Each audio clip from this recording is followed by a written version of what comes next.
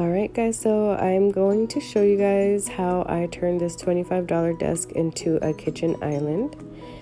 So this is when I got it on OfferUp. It was an L-shaped desk, so that piece on top is part of the L shape. What I did first, I went ahead and took all the drawers out. I took all the hardware, I guess drawer railings, or I'm not sure if that's what they're called, but I took all that out. And here is a little clip of me doing that, just taking the screws out, and it came out pretty easy. This was actually easier than I thought it would be.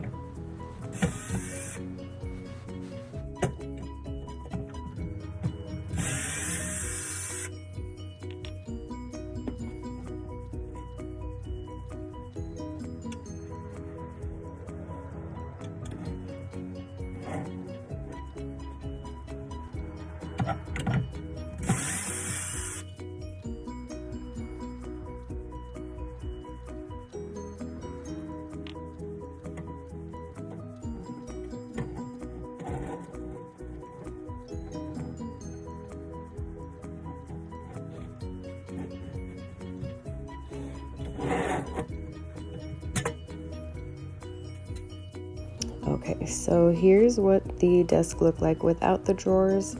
The little piece on the right, I was gonna try to incorporate it somehow. I should have just taken it out from the get-go, but it was really hard. Like they were not coming out. I get it out later, but as you can see here, the back of the desk was not flush to the bottom, so that was my very first step. Was just adding an extra piece. I took this part of the L shape apart, and I used the back to extend the back of the actual island. So this is me just kind of cutting it down to size. So I used pocket holes to put two pieces together. It wasn't long enough. And then I attached it also with pocket holes to the rest of the desk. So you can see here that I did this just to kind of keep it flush while I screwed in the pocket holes, I guess you could say. So this is when I started framing out the bottom. I just put pocket holes in 2x4s as well to frame everything out.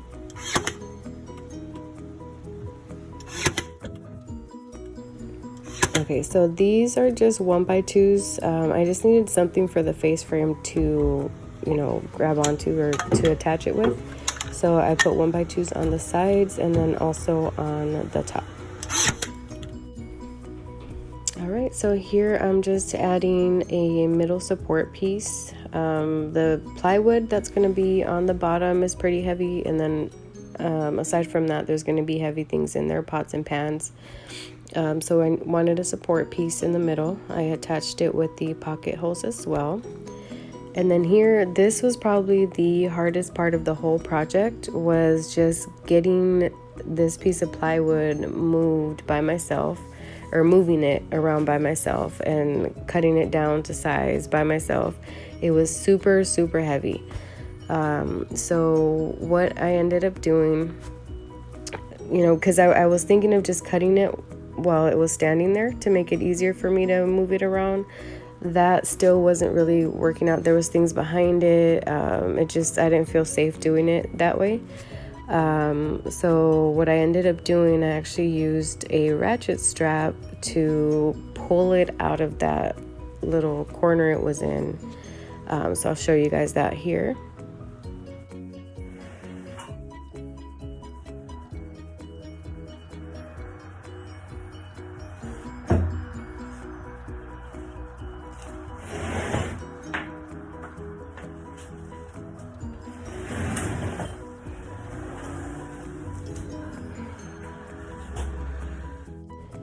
Alright, so here I'm just showing you I even struggled just to get it, onto my workplace where I was gonna, or my workspace where I was gonna cut it down. It was just a struggle, guys, but I did it.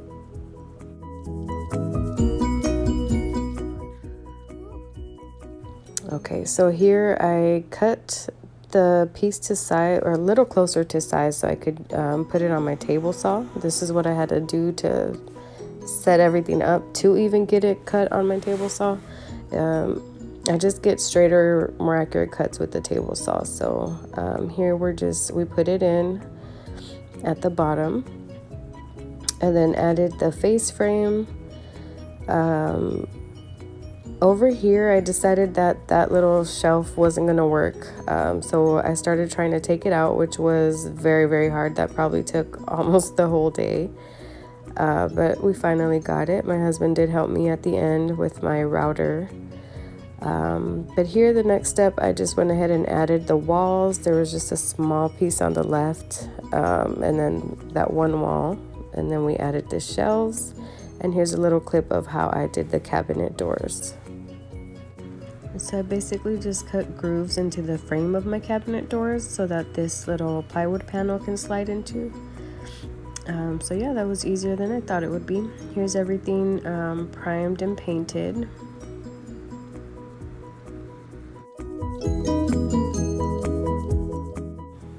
So here I'm just adding some wood conditioner. So this, you don't really need to do this step. If you're going for more of a rustic look, it kind of, the stain goes on a little more uneven. So that's fine, but for the look I was going for, I did want it to be more even. So I did add the wood conditioner here.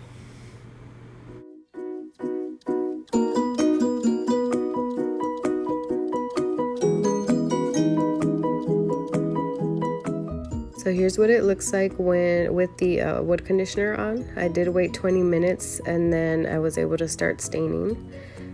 So here's what that looks like. I just put the stain on and then right away went in and wiped it off. I didn't want too thick, of coverage. I wanted it to look more of a grayish tone, but not like full-on painted look. Please forgive the horrible angles. I was staining with one hand, and yeah, it was a hot mess, but you get the idea. So here's how it looked once it was all stained and painted. The back, you could still tell that, unevenness from where I added a piece. So I ended up adding a little detail to it just to kind of cover it up. But I think I like the way it looked at the end. So here I'm just installing the cabinet doors. I use this concealed hinge jig from Craig. It's a Craig concealed hinge jig. And yeah, it actually was very easy to use. It was my first time, making cabinet doors and installing them by myself. So this actually made it very easy. It was easier than I thought it was, or thought it would be. So I'm basically just drilling a big circle onto the cabinet door for the hinge to sit onto. That piece that I'm drilling into, you can take that off when you're done, and then there's 2 smaller holes so that you can make little pilot holes for your screws to attach the hinge to the door.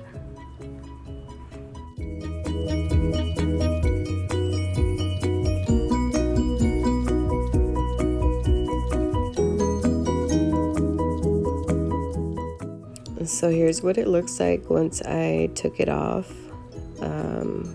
You can see the big circle and then 2 smaller holes on the side.